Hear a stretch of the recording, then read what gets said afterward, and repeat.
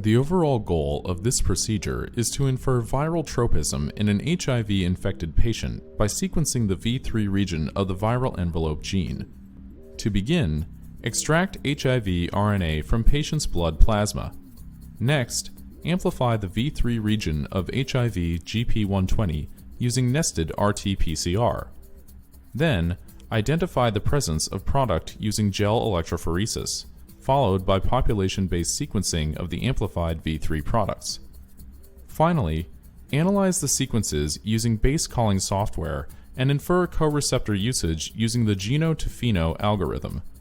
Ultimately, these results can show whether a patient's viral tropism is R5 or non-R5 through population-based sequencing of the HIV V3 loop.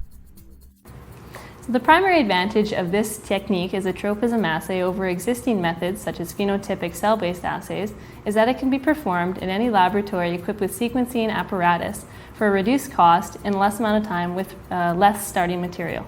This technique is relevant to treatment with antiretroviral therapy because it can identify whether a patient's viral population is likely to respond to a CCR5 antagonist. From 500 microliters of plasma, use an EasyMag automated extractor to extract HIV RNA. Now move to a PCR clean room to set up the RT-PCR. In order to ensure adequate sampling of the viral population, plan to perform each reverse transcription reaction in triplicate. In this one-step reaction, use viral RNA to synthesize cDNA, specifically amplifying the HIV V3 region with the SQV3F1 and CO.